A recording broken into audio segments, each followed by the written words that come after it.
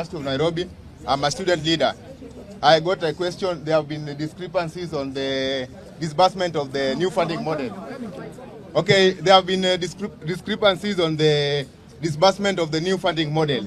Because there was the new funding model came in place to replace the old funding model. And you find today the students, we marched to the anniversary towers to question on the disbursement of the funds. We find that only a quarter of the students have received the funds. So we wanted to know, tell Waziri to explain us on how the disbursement is being done. Thank you very much, former president, retired but not tired. Thank you, Bwana Waziri. My name is John Makababu. I only have one question. One, Bwana Waziri, yesterday we were watching Citizen Live, and the Minister of Environment, who is Mr. Ndwale, was asked, Mr.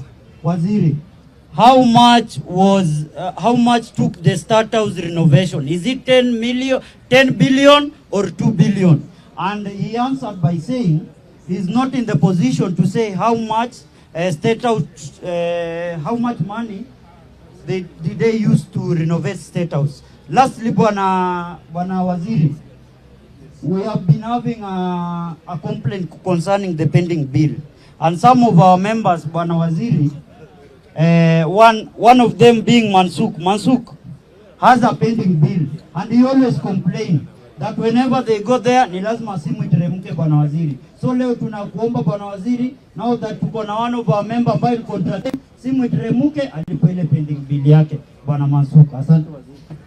Thank you. Unasemaje? Asante sana Bwana Waziri. Kwa majina mimi naitwa Willis Mboga. Sorry.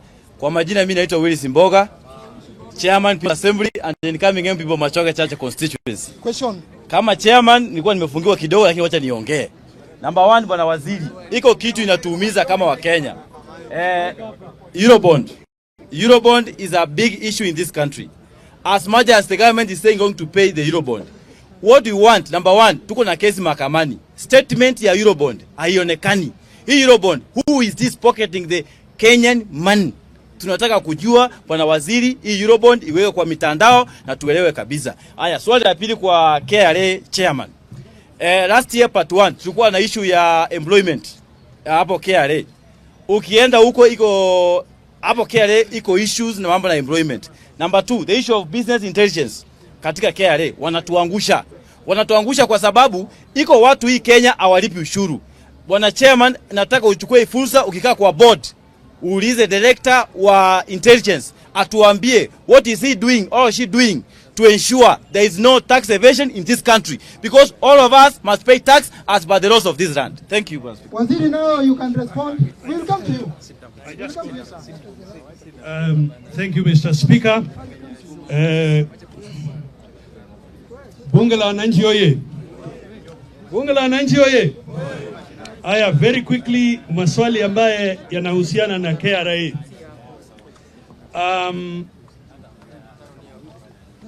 Mwanzo niseme tu hivi nikijibu maswali ya KRA kwamba simplification, yani kufanya iwe rahisi wewe kulipa, ni ongoing. Si ati tumefika mwisho, tunaendelea. Hata hii e-teams, wakati tunasema e-teams invoice, inakusaidia wewe mwisho wa mwezi hauna ati accountant hata mtu mwingine ya kujaza. It is self-populating kwa sababu tayari umetumia mtambo.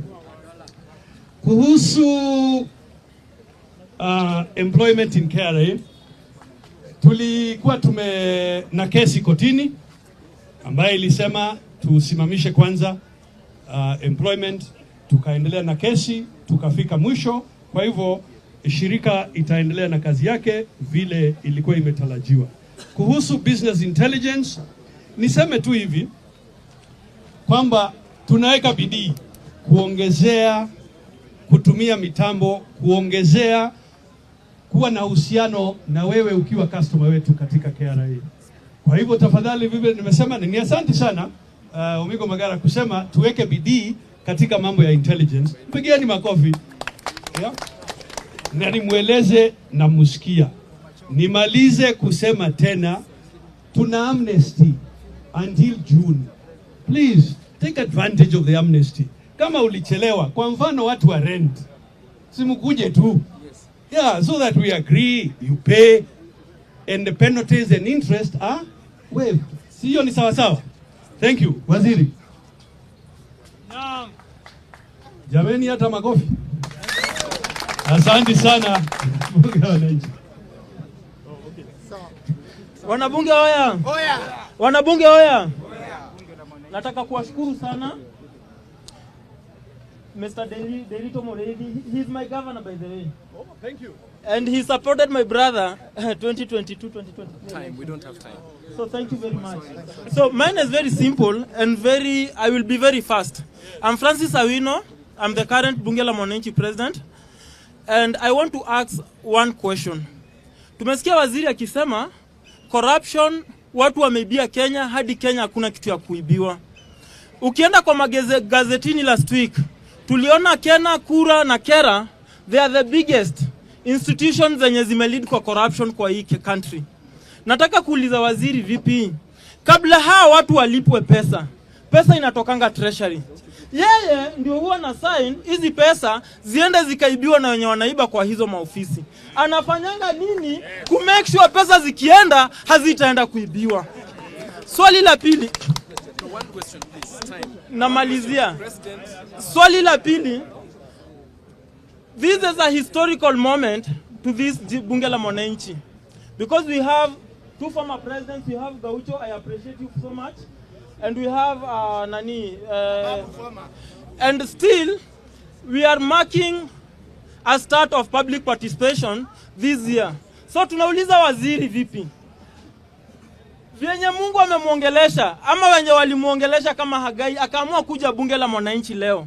Sisi ndio tuko kwa ground. Wanaongelelea mambo ya public participation na pia wanaongelelea mambo ya job creation.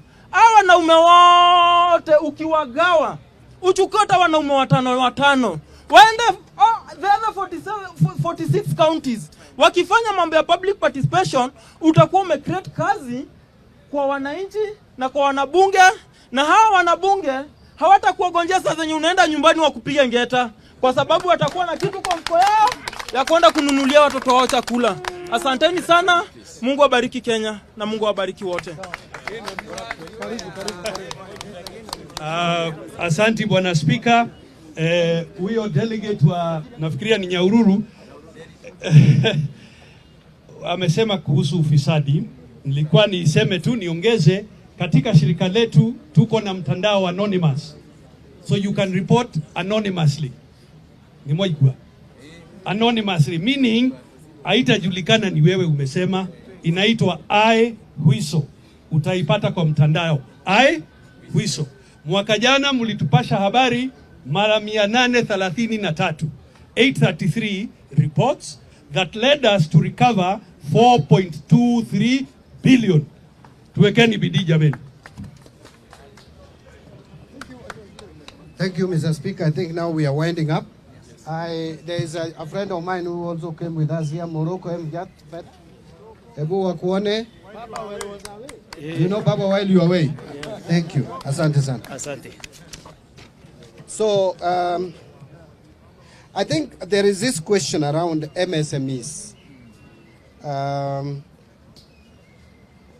And one of us talked about MSMEs and the micro and micro realities. It is true, what we have been talking about is a disconnect between macro figures and micro, what really is in your pockets. And I think this is a topic I have talked about a lot, but I will not tire from repeating that there are a number of reasons why we have these challenges. I have just told you that we are going to make sure that we pay all the pending bills to the MSMEs. That is one way of giving them capacity to move on. Because they are small businesses, if they are not paid, if they are owed money, they are small businesses, sorry. They are small businesses. Niongee Kiswahili? Nasema hizi ni biashara ndogo ndogo. Wasipolipwa deni zao wanakuwa na shida. Kwa hivyo sisi kama serikali tutaangalia vile tunaweza lipa pesa ya MSMEs. Na hiyo ndiyo sababu nimesema bills zote mpaka milioni 10 tutalipa, alafu tutaanza tena sasa kulipa hizo deni zingine. Mr. Chola has talked about waste management. That I can take up with my colleagues under the Ministry of Environment and also the county governments, because I may not address it here on the spot. Ganga, you have talked about SHA, the housing levy. Sana SHA. SHA is an insurance. An insurance does not mean that when you pay money for health, that you must fall sick. I don't know who among us would want to, because you have paid your money, now you must go to hospital. Kuna watu wanataka kwenda hospitali. Mimi sitaki, hata nikilipa milioni 1, if I can stay the whole year without going to hospital, the better for me. So SHA is an insurance system. I want us to understand it. And by the way, it is not only in Kenya where universal health cover is controversial. It is everywhere. Remember Obamacare. Americans are still fighting whether it is good or bad. So telling you that people will buy SHA 100% is not practical. But what government must do and what we are doing is to deal with those challenges that SHA is confronting. But we are all in agreement. As a country, we need universal health cover. Before you ukuwe na mgonjwa karibu, siku utakuwa na mgonjwa karibu ndio utajua universal health cover is very important. Mimi, kuna watu wameniambia wale wako karibu na mimi, juzi nilipoteza rafiki yangu sana, kijana ambaye amenisupport kutoka 2007. Na siku alikufa, wale wanatoka kwangu wanajua, tulikuwa tunamuita governor. Huyo kijana nilimpeleka mpaka Tenwek, nikampeleka Kisii, Eldoret, ikashindikana. Nikaambiwa, mheshimiwa, mahali imefika, it is stage 4, you can only manage it. I took him to a private hospital nearby because I didn't want to take him home. Akuwe managed. Wakati alikufa on 16th of November, the first question I asked, how much is the bill? When I sent one of the ndugu yake kuangalia, akaniambia, mheshimiwa, hii SHA ni mzuri sana, imelipa bili yote. So what I am saying is SHA may have challenges. It may have challenges, but let us point out those challenges to the CS, to the government, to the PS. And when you point them out, mimi kama mmoja ambaye niko kwa serikali, tutahakikisha hizo challenges zitatuliwe ili hii SHA tusiuwe. By the way, let me tell you, NHIF had reached a point it was not working. Nairobi Hospital, we owe them 663 million as we speak. It is not sustainable. So this system may not be perfect, but we are improving it. You just need to give us space. I wish I had time, I would have told you another story, and you would have agreed with me that it is important. Corrupt individuals, yes, whose cases are being pushed left, right, and center. You know, that is the problem with democracy. If Kenya was dictatorship, we would